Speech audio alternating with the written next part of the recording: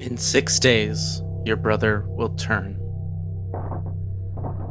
Will you open the door?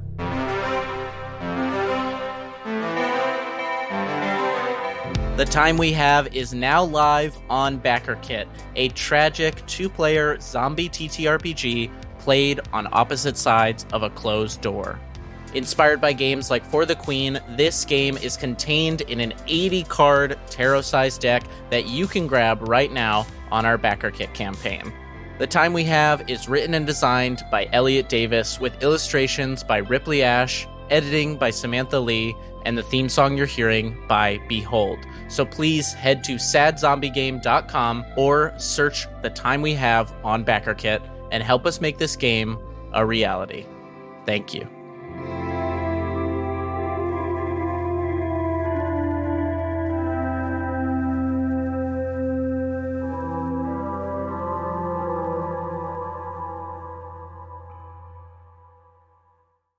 Hey, Elliot. Hey, Brian. What's the talk at the table?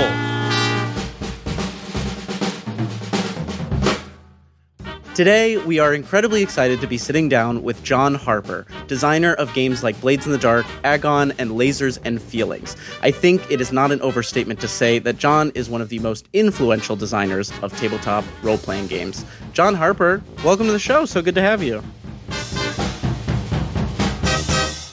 Great to be here. Thanks for having me. Oh, of course. This is a real treat for us. We're really excited. We've been looking forward to chatting with you for a while. To start us off, we always like to set the table of kind of what the goal of our conversation is. And I'm sure we're going to get into Blades in the Dark and Lasers and Feelings and upcoming supplements and lots of game stuff. But one of the big conversations we want to talk about is how to create a sustainable long-term career in game design. And you've been at this for some time now and with great success. And probably the longest career in game design that we've talked to on this podcast. And I'm curious what your relationship with the word sustainability is. Do you think that's something that you've found as a game designer? Yeah, I think so. You know, it is a very niche thing, this hobby of ours. And calling it a career, I would call it that. I think it counts. I've had another career as a graphic designer and art director alongside that, but sustainability, you know, in terms of like livelihood and stuff, can be challenging in its own way because we're such a small part of a smaller part of a small thing already in the indie space. So I always like to temper people's expectations. And, you know, when we talk about this kind of thing, to me, it has more to do with your life as a creator and sustaining that ability to make things as opposed to necessarily focusing on like doing it to pay the bills. They go hand in hand in a lot of ways. And being able to pay the bills with this work is great. But there are very few people who manage to make that work. So I just want to set that up front to say, like, the creative life, sustainable creative life, is something that I care about a lot. And I have been doing it for a long time. Mainly, I'm old. But secondarily, a lot of things happened just serendipitously. I moved to Seattle in 1993 and was part of the Talislanta email list, an old game that Wizards of the Coast had revived. And my friends and I had played the original edition in the 80s. And the creator of that game, Steve Secchi, was on the email list. And so I got involved with him, and everyone was making fanzines and stuff like that. And Seattle in 93 was a kind of important time and place for this hobby. And Wizards and Peter Atkinson especially was fostering all these new designers and designs. Jonathan Tweet was doing Everway, and Robin Laws, outside of Wizards, was making Feng Shui, and Rob Hainsou was working at Wizards before they had D&D. He went on to, Jonathan did 3rd edition, Rob did 4th edition, and you know, these people were looking for playtesters, and they were on the email lists, and they were fans of Talislanta, and so it just so happened that the fan thing that I was into at the time as a roleplay designer was also part of this ecosystem of people that went on to have careers and went on to kind of set the stage for the hobby growing in a lot of ways. So that really let me start to treat it more like, not a job necessarily, but like doing stuff outside of just making stuff for my home game group. There was an audience there to make things for and a community to join into. The Talislanta community was already really supportive and great. And the Usenet, RPG Usenet folks back then, John Kim and people like that were really supportive too. But everything changed when it was like not just for my group size. It was hundreds of people and then thousands of people giving feedback and getting excited about it and being able to support other designers going to their playtests and giving feedback. And kind of, it quickly became this, I don't know, like, sounds a little pretentious to say, but kind of like this salon kind of environment. No, that feels right. It was everyone's passion, and we were all, it was still a small group of people. It was probably like a dozen people plus the game groups. So we could really communicate directly with each other, sit around at the bar and have a drink and talk about, okay, how are we going to deal with this thing in our design? In the last session, when you did that, I thought that was really interesting. Why did you make that decision? Like all of that stuff we could really dig into.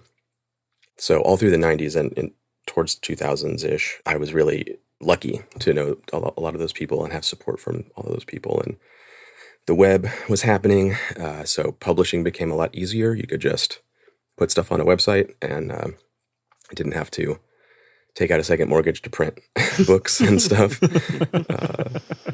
So that was another serendipitous thing. It just all kind of happened around the same time.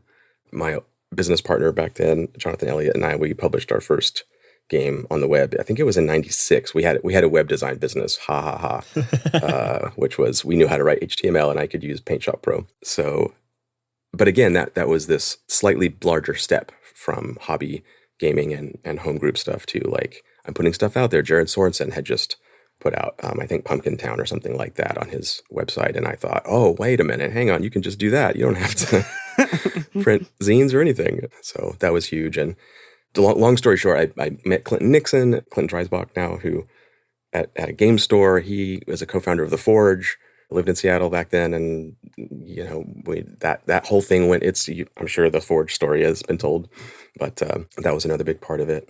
And that allowed us to create those industry connections with John Tynes and Pagan Publishing here in Seattle helped us. We published a 4th edition of Talislanta as our first project in 2000. And that went really well. The Talislanta community was awesome, and the creator helped us out. And it was kind of this whole arc from like 93 to 2000 to 2001 of we're game publishers. And me and my business partner back then were both like, I'm really burned out. I don't want to do this professionally anymore. That's familiar. Yeah. Well, it's good that, I think it says a lot that you're talking about feeling burnt out in 2001. We're 2024 and you're still here doing it. So I think that speaks to a lot of kind of what we want to get at today. And there's 3 things you brought up in there that I think are maybe kind of the angles we can go at this idea of sustainability with. One, I like that you separate this idea of like creative sustainability and business sustainability or career sustainability. And then there's this other word in there of community. And I think that, the community around RPGs is very different now. And you mentioned The Forge, and for context, I went full-time in game design at the top of this year. I've been trying to make it work. And the community is obviously a very different sort of thing, but I've heard these sort of, whispers and legends of this era of like the Forge game design, forums and the like. How would you describe, like, I guess, first of all, the community of RPGs in the aughts? And how was community so important to that kind of, journey towards sustainability for you? There were 2 big parts of it. Just to sort of put a button on that Talislanta thing, we kind of retired the company that had made those books or handed it off in a way so that people could keep doing it. And then Jonathan and I both ended up with these other careers for 20 years after that.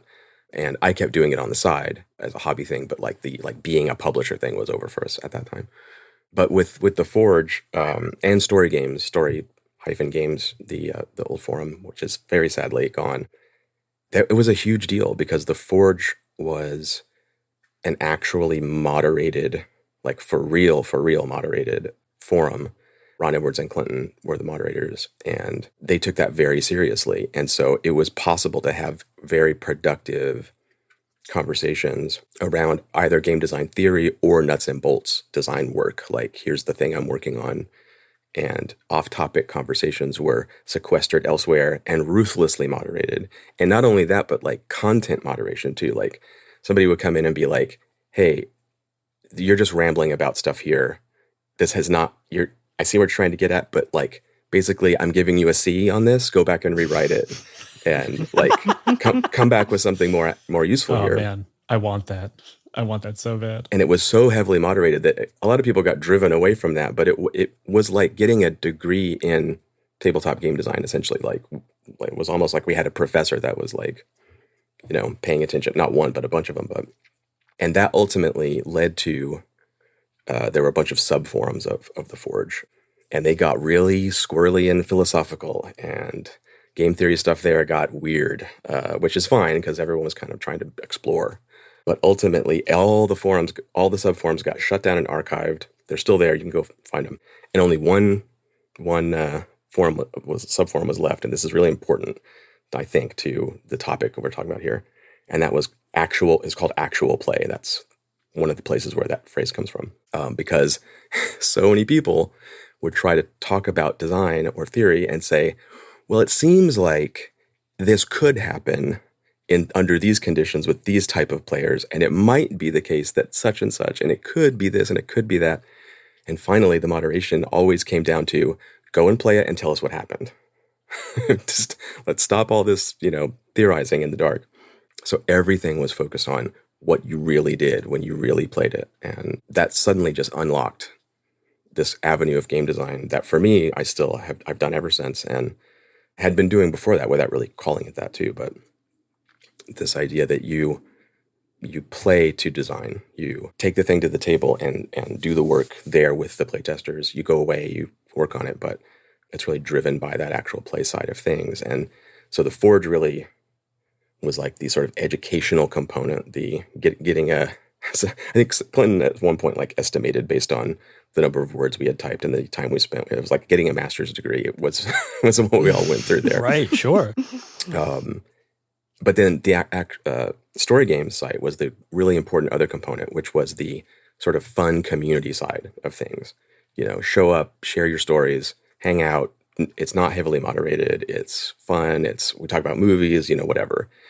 And those relationships, personal relationships, got created there. So when I went to Gen Con, I knew like 50 people that I had never met, but like we had built that rapport and that community of people in a social way. Both of those things together made that longevity or sustainability of the practice so much better because it wasn't me alone in a room looking at a document and going, what do I do?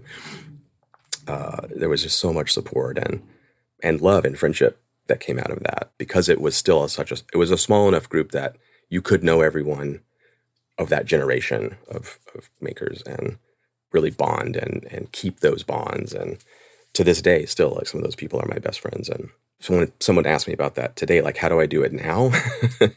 That's very tricky because the space is much bigger and there's a lot more people and there's a lot more channels and noise to the signal ratio.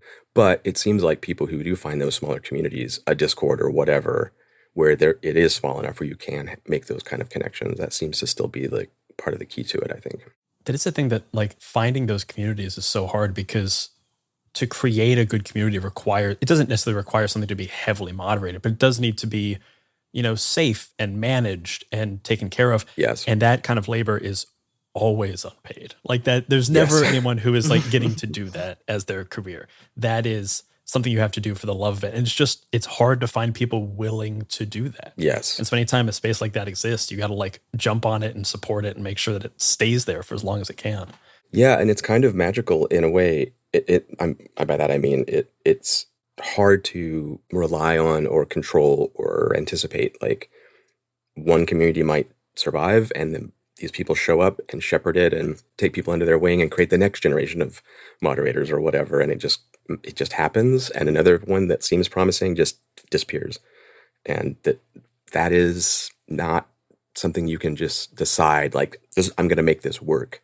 Communities, they form and break apart according to the very complex things that are beyond casual hobbyist level kind of stuff. And when it does happen, it's amazing. The Blades Discord, I think, is an incredible place that's gone through that process of having these really good stewards that have kind of brought on another round and another round and another round. And I had nothing to do with that. That's all that those people do and all of that hard work.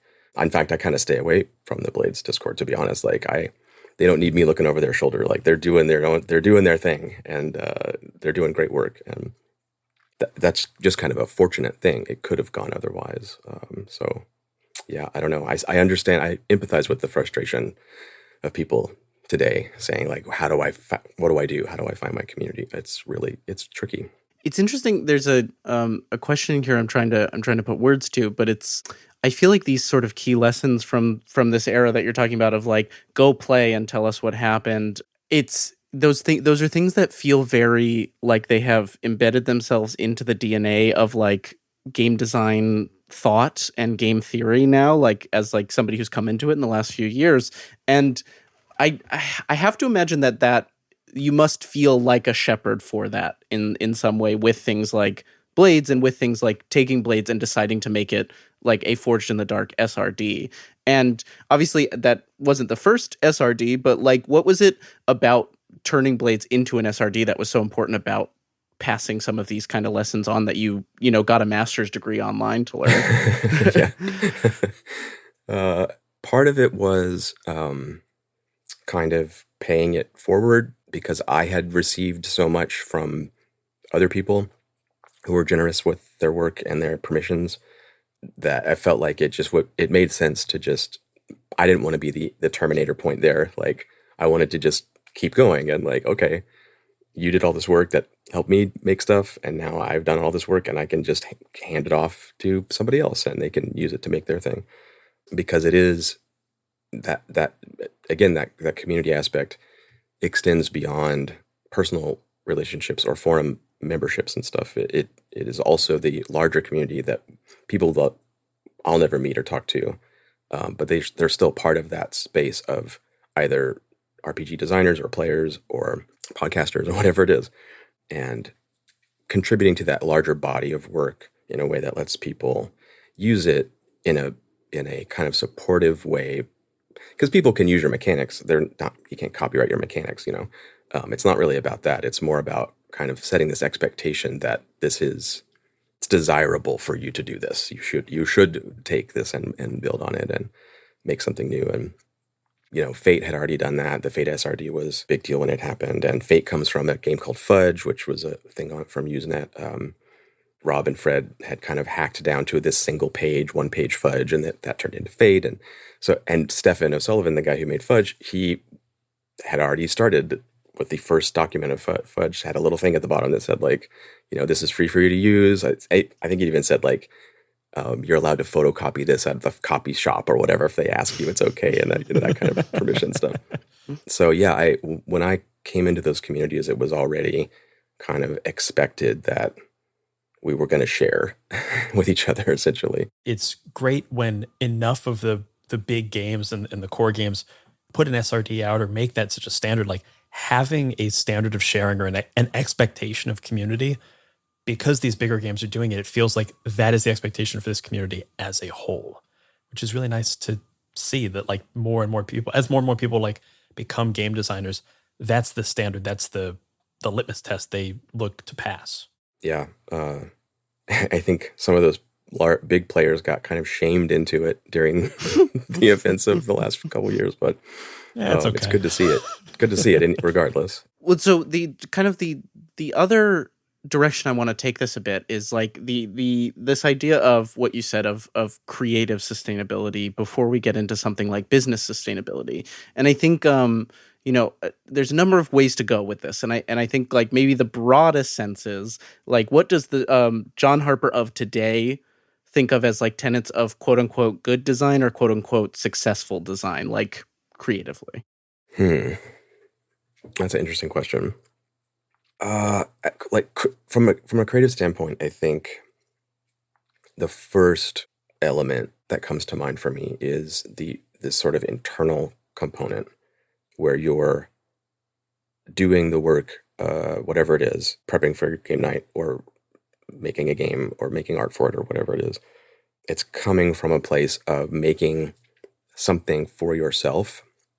You're motivated to do or driven to do or whatever it is. But first and foremost, it's something that like you want to do because you want to do it, because it's a creative expression that you want to do. It's not a chore. It's not a task to tick off a box. That stuff will come later. You're not going to get away from that. You know, if you try to make products, you're going to have those times where you just have to do a thing, whether you're motivated to or not. And learning that skill creatively is an important thing. I didn't have that really when back in '93. I worked in creative agencies for about 20 years, and very quickly you learn, like, well, you just got to make this art. You know, I don't care how you feel about it. It's got to get done. Just do it today. And that's a useful skill. But to have something sustainable creatively, I think we're kind of talking about not burning out.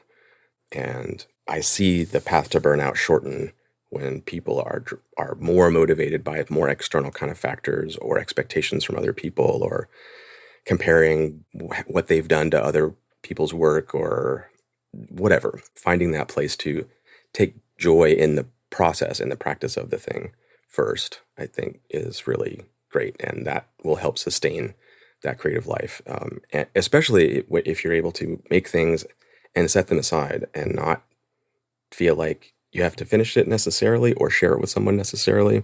The act of doing it was enough, because at least for my process, like, I have, for everything that anyone sees, there are a dozen at least, and not just drafts, but like entirely other projects that didn't go anywhere, or I realized that I do want to do it, but not right now, or, you know, and having that space to play there and shift gears one day and do something else. And that can be tough when you have a day job and you have a limited amount of time to focus on your work.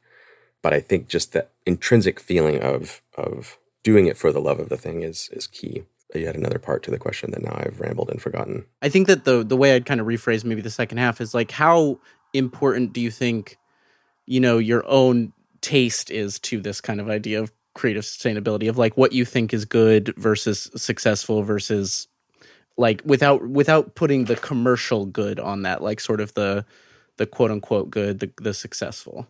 I think developing your own personal taste is really important. For a while, when asked the question of like what my job is, like, you're a full-time game designer, air quotes. What is that? I used to say, my job is to play games. I make them and sell them to pay my bills. So that's my like profession in that sense. But my job, and I don't totally, like, this is kind of a glib answer, but I do believe it. I felt like my job was to play games, because the more games you play, the more tools you have in your toolbox. You're not always reinventing the wheel. People put way too much pressure on themselves to be like, okay, I'm not going to look at anything else. I just want to I got to be original and exciting and new and different. And to me, that's just not the way art works. Like, you know, Mozart wasn't like sitting in a silent room staring at a black wall. Like, I have to do this with no context, you know, like everyone's building on everyone else's work. And also, Stephen Bruce, the author, has a great bit in one of his books where these two painters are talking, and one of them says, "Oh, when I'm working on a piece, I don't like to look at other people's stuff. I don't want it to influence me." And the first guy says, "Oh, yeah, that would be terrible if I was looking at Rembrandt and that started to come out of my brush. What a horrible thing that would be. Who would want that?" So, yeah, I don't think there's any danger there of, like, I think you should be open and play as much stuff, board games, video games, everything that you can. And that will give you those tools, but also to the subject of like taste and like what's a good design or what's a bad design. Those are very subjective things, of course. There are some objectively true things you could say about something, like these numbers don't add up. It was supposed to work this way and it goes the other way. But part of playing a bunch of games and being exposed to a lot of different work and points of view and backgrounds, creative backgrounds, that's all developing taste. And you're going to have your own personal preferences and things, but there's a space, not a space, there's like a level that kind of arises out of a broad body of work that you can look at and kind of see its shape if you see enough of it. That's true of anything, like music, film, TV, games. And there's going to be these cool, weird outliers that are not bad. You know, even something like in film, like something like The Room, you know, it's infamously horribly made, but it's interesting and weird, and it's, you know, it's entertaining. But the reason that stands out that way is because everything else kind of that rises to the level of like popular culture has a certain quality to it, sort of polish or professionalism or expertise or whatever. And that's not to say that you shouldn't make the room, like you should. That stuff is great. But I think it's good to expose yourself to enough stuff in whatever you're doing, music, comics, whatever, to kind of like see that bigger space, see that bigger picture, and give yourself something to aim at and skills to develop. You know, you're going to see someone's work and go, oh, wow, I really like the way they do that. I want to like work to do that too. I want to develop that skill, whatever it is. The Ira Glass thing always is looming. The problem of, you know, taste outstripping your ability. That is a thing. But I, as I recall, I haven't listened to that episode in a long time, but it's kind of a sad thing, I think, when they're talking about it. But I try to look at it as a positive thing, that it is the fact that you can see that gap is a really good sign. Because it means your sort of artistic sense, your aesthetic sense is growing and developing. And the skills will come along later. But if you're not able to see that, that means that you're not, maybe you can kind of like broaden your ideas about what's good and what's entertaining or what's fun. It almost feels like if you erase that gap, you would lose the like delight for the thing that you like making. Like I don't know, I feel like if you erase that gap to zero between taste and ability, then you would lose sort of the delight and surprise of like a new thing that you see and you go, oh man, I never would have done it like that, or I couldn't have done it like that. And that makes it like so exciting for me to go and play it. Like there's almost something fun about the idea of like actually never closing that gap is good. Yeah, I think so. And Johan Noor was talking about the visual design for Morkborg and saying like, oh, I set out to break all the rules and do everything wrong from the design school perspective.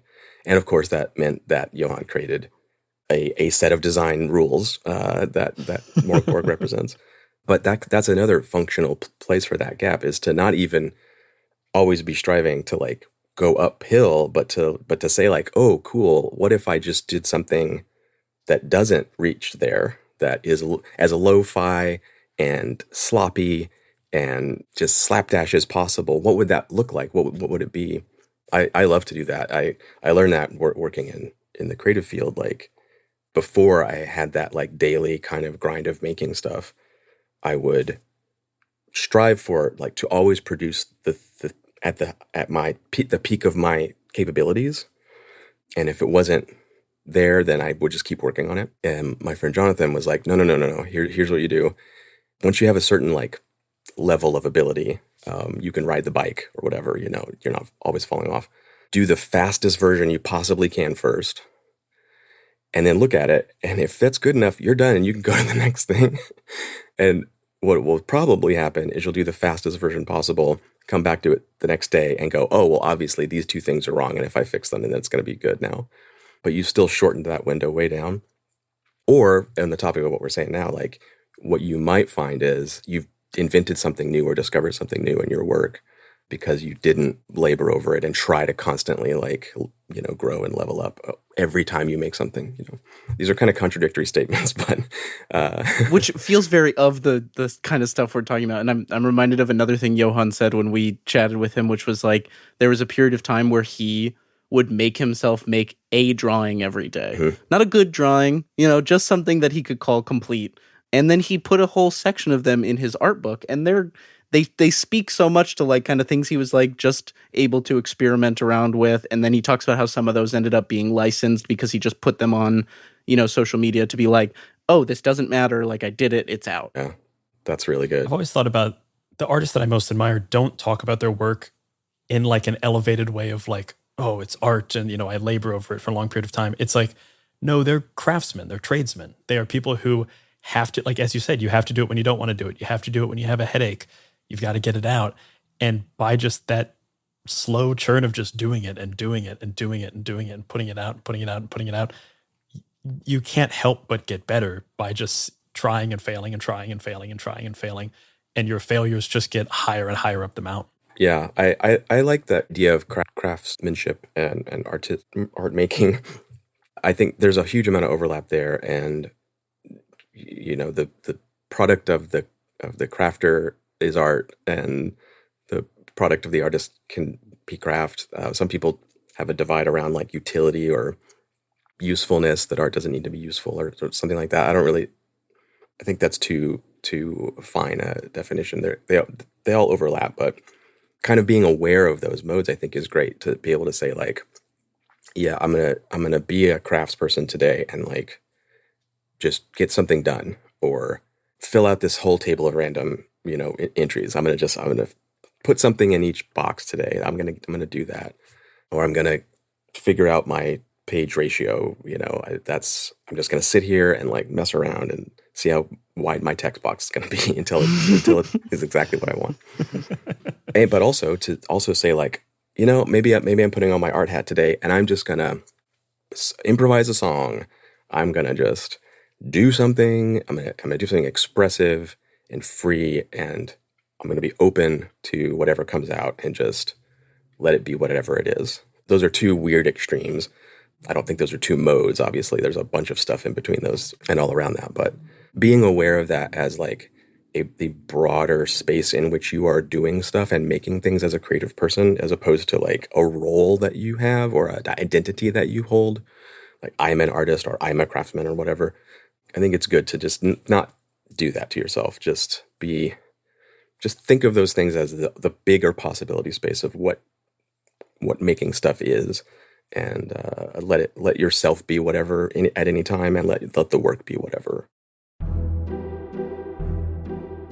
Bugs. They're remarkably small and come in more varieties than you could count, even if you happen to be particularly good at counting. They're also, since the advent of the Mysteriocalypse, the ones in charge. Oh, there are still cats and squirrels and fish, but humans having gone the way of the dinosaur, whatever that is, the world they left behind is decidedly more chitinous and scuttly than it used to be. And it's this new, bugly world that Pico lets you explore. By solving mysteries, by roaming through ruins, by battling beasts, and by riding cats or other animals trained as Pico Titans, friendly to adventurous bugs and just as willing to wander. Pico is a tabletop role-playing game by Felix Isaacs, the creator of The Wild Sea, for 2 to 6 players, a Wild Words game about small adventures in a very, very big world. Pico is now live on Kickstarter. That's PICO on Kickstarter.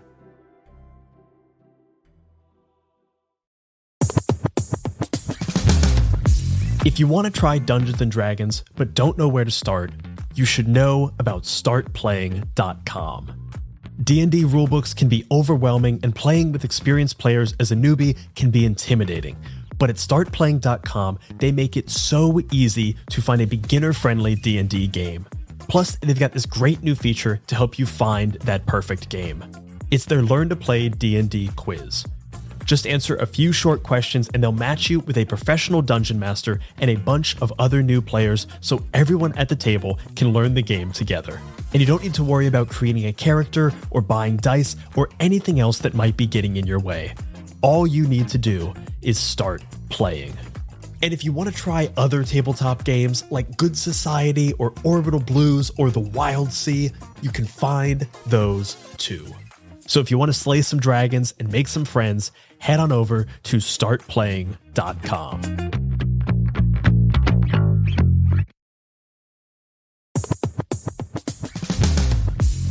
Are you looking for your next tabletop RPG adventure?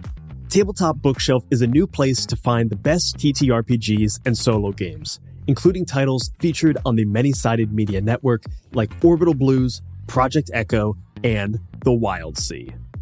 With a carefully curated selection and new arrivals every week, you'll find everything from stunning hardcovers to imported zines.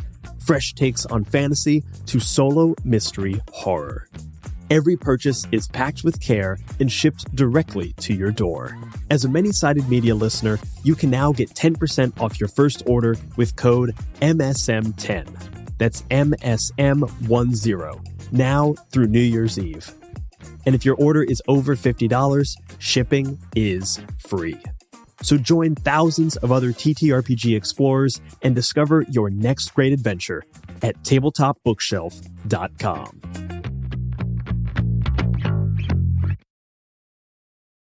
I think the next question I'm about to ask is a little bit like trying to ask you to think in the contradiction to what you just said, but I think it's when you look over your game design career, flipping to this other perspective of using the word career, or you said that there's some times where people would ask you what you do as a full-time game designer, and I think that the even getting to the space of saying the sentence, I am a full-time game designer, is like a very aspirational thing for a lot of people.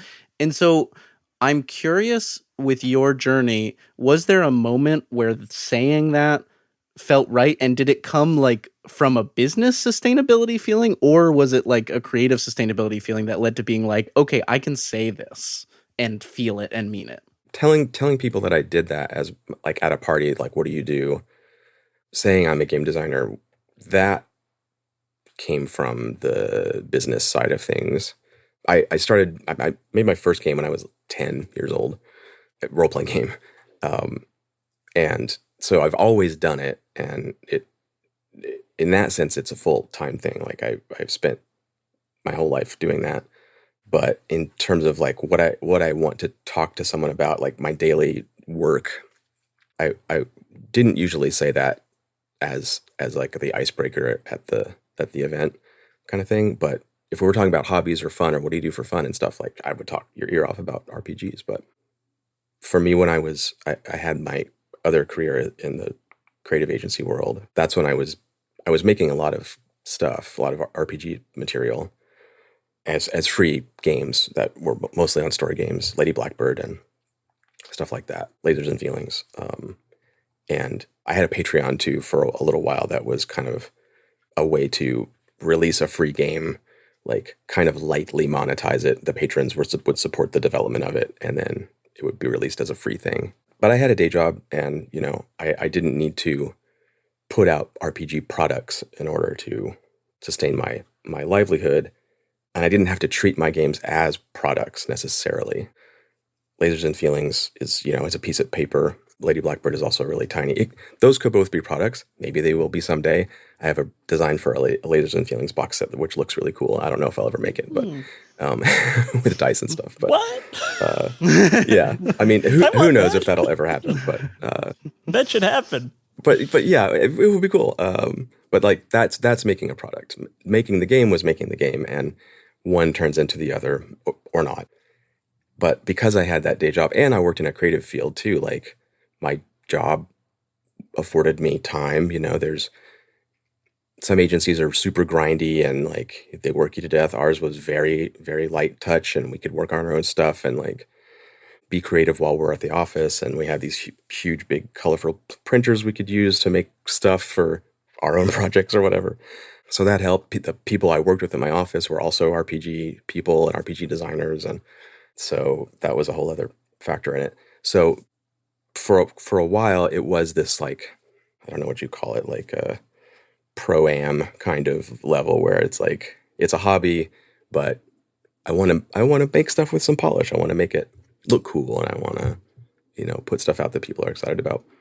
But around 2014-ish, when the playtesting for Blades was getting really involved, and like we had already done a year of weekly sessions and we're about to go into year 2, I was like, I think this is going to be something people are into. And B, I think this might be a product that will like sell well as a product. And there had been a couple pretty successful RPG Kickstarters compared to what people do now. They were not very big, but they were shocking at the time. And I was in Sage Latour's group. They were making Dungeon World at the time, and we knew that Kickstarter was coming, or it had just happened. Yeah, it had just happened around that time, and that had done well. And I was thinking about retiring from the art director business, and I kind of just put that in my to-do list to just say like, okay, I'm going to turn this thing into a product and see what happens. And what I like to say about the transition to full-time game design for me was not deciding to do it, jumping onto that moving train and hoping it worked out. It was more about like being pulled there because it was sort of sustaining itself. It justified itself in terms of like, I can quit my job kind of way. So that Kickstarter, the number on that Kickstarter was essentially the do I quit my job or not number. And if it had turned out differently, then I wouldn't have. But it crossed that threshold where I looked at the number and was like, okay, this week I can do this and not have to immediately like be in some kind of dire scenario where I got to put out my next thing or, whatever. So yeah, it was a decision that was, I made it ahead of time that it was something I wanted to do, but that decision to actually like transition to full-time as my livelihood was just a matter of adding up the numbers. And so they made sense. And fortunately for me, Blades has continued to sell well, and it has sustained itself in that sense over time, where I've been able to work on a bunch of projects in the background and develop new systems, and spent a couple of years making Agon with Sean Nittner, which then is its own SRD now with Deathmatch Island is out using that system, and there's some other stuff coming too. And Blades kind of being an overall success, especially for an indie, allowed me to not have to do the usual thing, which is like, okay, I'm going to do a supplement per quarter now to support my game system, or I need to come out with the next, splashy product that helps sustain this. And if Blades if those numbers had been different, then again, I would have made different decisions. If it had an initial surge and then fell off, I would have done something else. It's kind of driven by just the fact of paying the rent. That's part of it. Why do you think that Blades in the Dark has had so much staying power since it was released? Like, it is kind of the top game that I always get recommended first after D&D. It's like D&D is the thing. What's the next thing people say? It's very often Blades in the Dark. Why do you think it's had so much staying power? I see that sometimes from RPG YouTubers and stuff. I follow a fair number of the D&D creators, Bob Worldbuilder and Jenny D and Dungeon Coach, and some of those people. I like their channels. And since the OSR sort of scandal thing, they've been talking about indie games a lot more. And they will, even those people who are deeply entrenched in the D&D culture will say something like, oh yeah, I heard you in the comments. I'm supposed to look at Blades in the Dark. I heard you, which is always great to hear. And that's cool. They're aware of it. But I feel like a lot of the time that's either coming from indie community people that are excited that this broader space is interested in the indie space, or with Blades in particular. I think if people have played the most traditional RPGs, D&D type things, or especially Shadowrun or something along those lines, Blades was kind of made to address a lot of the pain points of those games, because when we were playtesting and developing it, we ran into those pain points that you always do when you try to do something like a heisty game with a crew of people working together. And so we tried to just sand off all of those rough edges. And I think if you come to Blades for having felt those pain points before and you play it, you go, oh, I got to tell everyone about this. You don't have to go through that pain, everybody. There's a way to do it without the pain points. And I think that's helped evangelize the game a lot. Plus, it's an easy sell. Like, you're criminals pulling heists in a weird haunted city. Yeah. That it's not complicated to explain it. Got a great one sentence. Yeah. And for on the flip side, that turns people off because it's just so one note. They're kind of like, well, how long can you play that? Like, I want the game that I can play forever and do anything and go anywhere. And like, great. Yeah, there's plenty of games for you to do that. But again, for people who've burned out trying yet again to start a D&D campaign that goes for 4 sessions and ends, they're like, yeah, no, that's fine. Let's play Blades in the Dark. It does this one thing, and we'll play 10 sessions of it, and we'll have fun, and that, it'll be great. So it's another sort of evangelism point, I think. And there's a bunch of indie games that have that model that I think a lot of indie designers are designing into that space of, okay, what has been a problem for me when I've played other RPGs, and what can I do to solve, problem X? So there's something you said in there of like, because of how the game did, you didn't have to immediately become this model of, I am making supplements for this game, in perpetuity every quarter. But as we sort of talked about a little on mic, and you've teased, or a little bit off mic, and you've teased on social media, there's a supplement for Blades coming soon, or by the time this releases, may be available for folks. Why was now the right time for that? It really is just a question of like the back burnery things coming to the front burners. I've had this project on the back burner for 4 years or so, and we can get into what it is a little bit too. But part of what it is more lore of the setting that is stuff that I've developed just through play. A lot of it, everyone when they play Blades in the Dark, they interpret all the bits and pieces a little bit differently and include things in their own ways. And then ultimately you kind of see these empty spaces and you start to fill them with your own stuff. And over time, I've collected a bunch of that just by running the game and playing the game. And I had this document that was kind of like, what do I want to do with all this stuff? Should some of these things be new crew types? Should it be like a score that I put up on, giveaways PDF or something?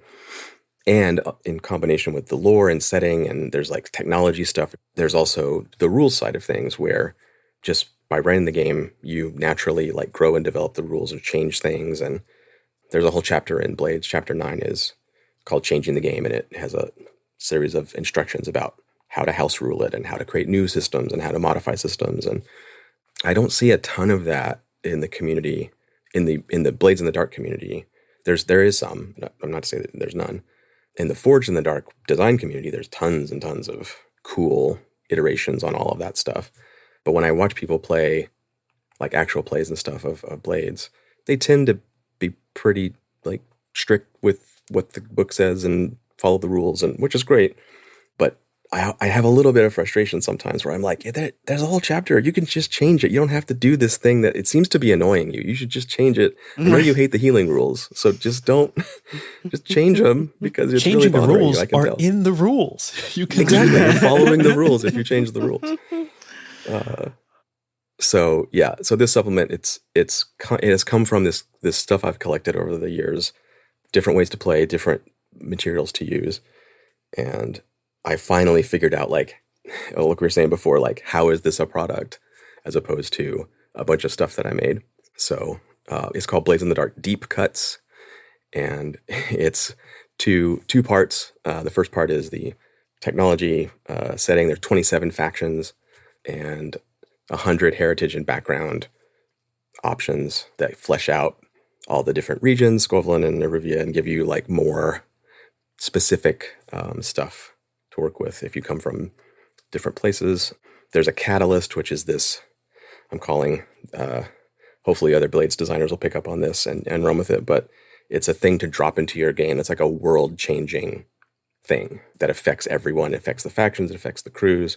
It's a way to just sort of like kick off. You could start a new series with this catalyst if you've played it before and you want to do something different, or you could just drop it like a bomb into your current game and see how people react and what the results are. I won't go into it necessarily because I think some players will want to discover that and play, not have me just explain it right now, but it's kind of a big thing, a big deal.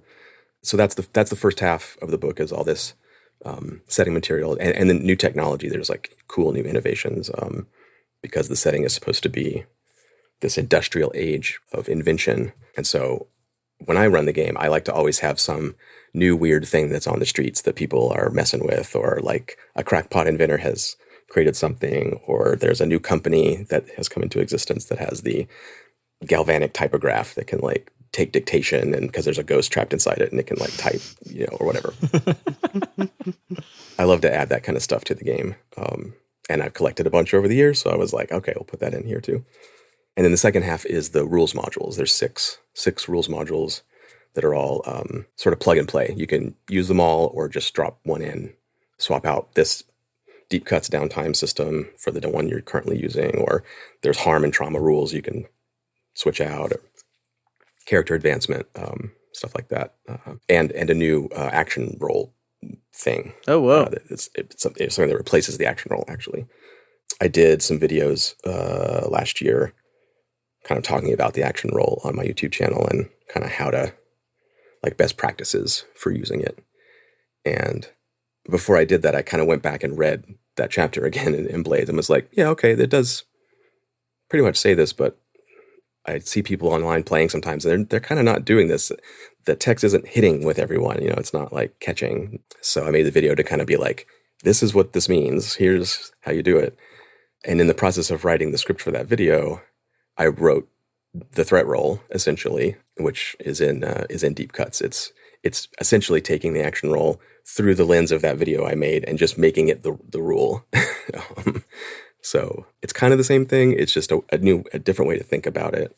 Primarily solving the issue of coming up with consequences after the roll is something that people struggle with. So this removes that problem.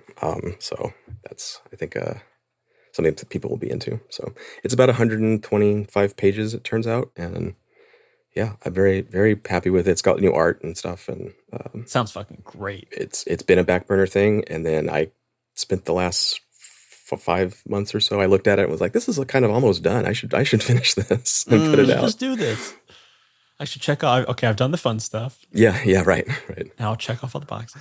I'm sort of struck by this parallel to like what you talked about, like at the start of this conversation with these online communities about like that shift in direction from let's stop theorizing and let's go play to find out the design, play to design.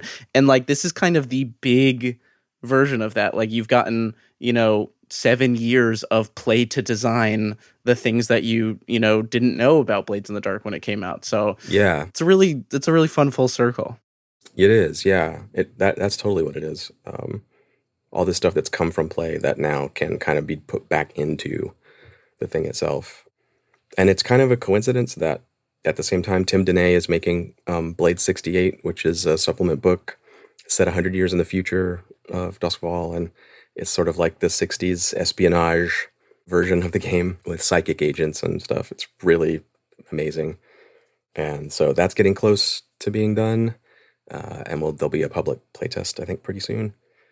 And Dagger Isles is in public playtest right now, the Dagger Isles supplement, and that'll be coming out soon. So we didn't have a big calendar on a wall saying like, okay, 2024 is the year of Blade supplements, but it just worked out that way. Everyone's process kind of gelled right at the same time. And now it's up to Evil Hat to kind of like make sure all the ships don't stack up too much. They gotta, figure out when stuff comes out and all of that. But it's cool. It's exciting. It's the kind of thing that it exists because we all are excited about it, not because it's really needed. Like, it's not the type of game that needs supplements. Everything's in the book that you need to play. But at the same time, especially looking out across like the fan community, if you go on itch or whatever, and there's like hundreds of playbooks and scores and all this stuff people have made for the game, which is amazing. So yeah, I guess maybe I'm joining into that part of the community now. I'm going to be a Blades in the Dark like fan material maker now too. I mean, it's again back to full circle of like, if the career starts with fanzines and making things for the love of it, that's kind of where you're at again, making more things for the things you love. That's true. Yep.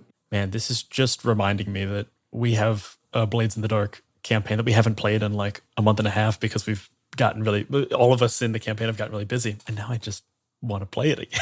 Just want to get back to it. Yeah. Maybe with some new rules. Yeah, you'll have new stuff to use if you want. Drop a catalyst in. So John, when you look at,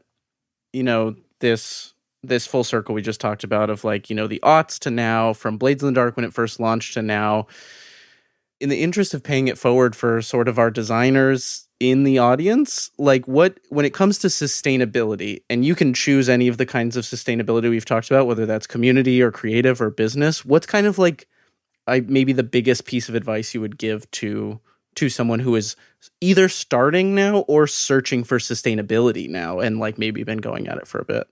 If it's specifically designer in the sense of like designing an RPG system, writing a book, that kind of thing.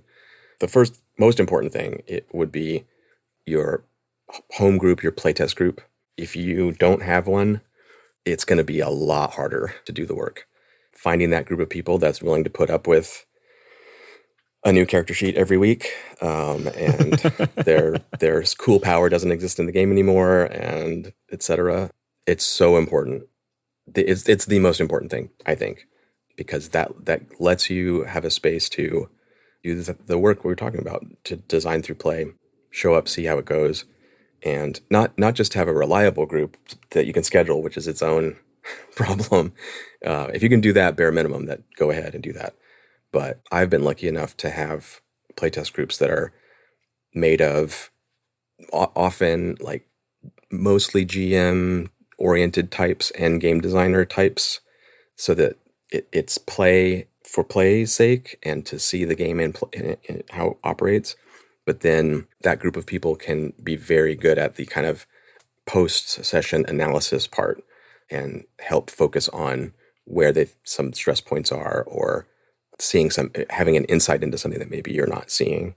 Like I said, I'm not saying it's easy to just magically find that group of people, but it's so valuable. Doing the work without it is a lot harder. You can still do it, but it's much harder.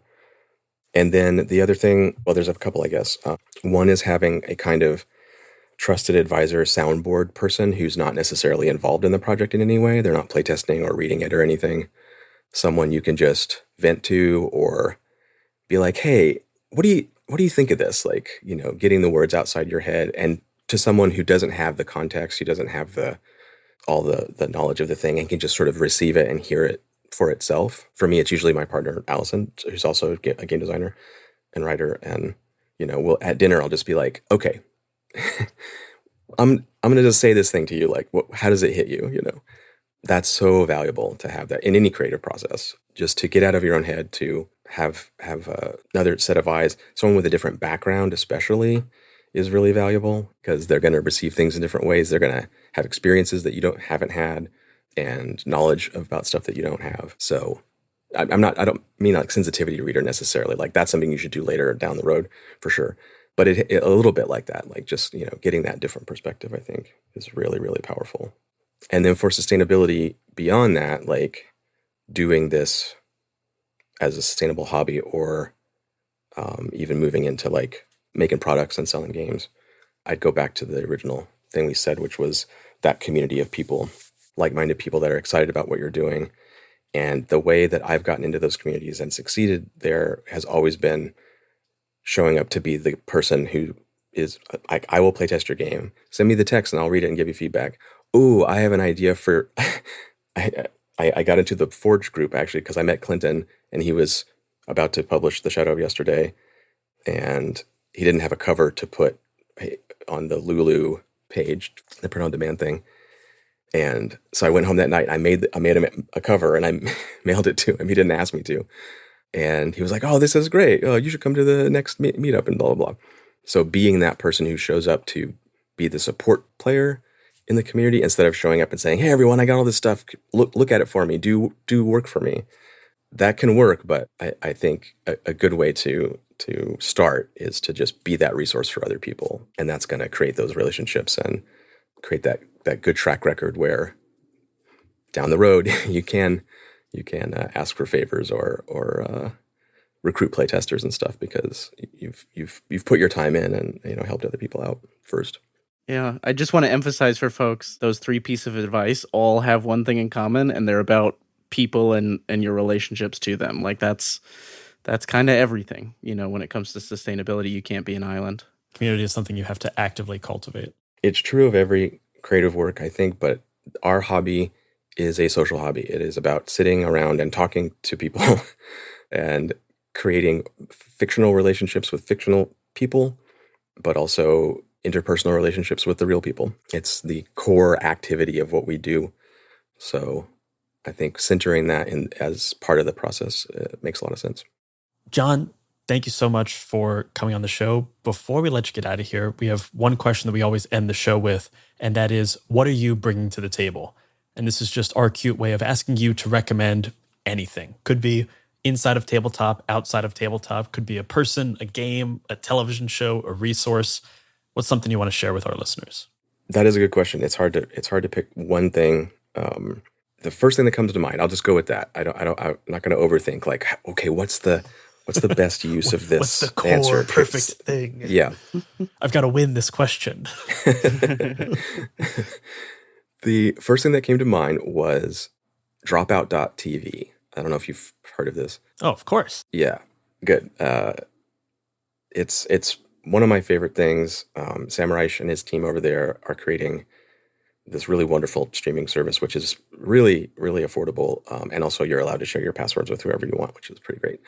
They make a bunch of different shows that there's like game show type things. They produce Dimension 20, which is the tabletop show. I'm sure you know that.